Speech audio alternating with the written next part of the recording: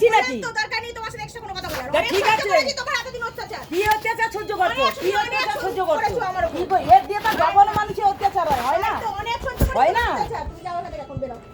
সব মুহূর্তে পয়রা গেছে তোমার জীবন শেষ। ঠিক আছে যাও। বললাম তো অভিশাপ দিয়ে গেলাম, তুমি যা মুহূর্তে পড়েছো তুমি জীবনে শান্তি পাবে না।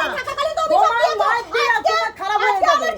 তোমার মা যখন বাড়াই করে ভিক্ষা করছে, তোমারও এরকম লাইনে লাইনে ভিক্ষা করে খাইতে লাগে। আরে আমার মা চুরি করে খায়নি, ভিক্ষা করে খাচ্ছে, চুরি করে খায়নি। এর দিয়ে বড় হবে। চাইতে যায়নি, আমার কথা বলতে কি? মানে খেয়ে পড়ে বসে আছো।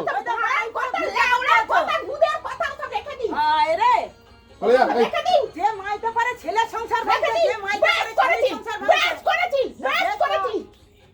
ওই মায়ের ইনকাম করিয়া খায়। আমার মা ভিক্ষা করে খায়, যাই করে খায়, আমার মা তো সৎ পথে খেটে খায়, চুরি তো করে খায়, চিনি মাইনি করে খায়। অসৎ পথে খায় না। মেরে তার দিতে করে লাইনে বিয়ে লাগাবো। করে যায়।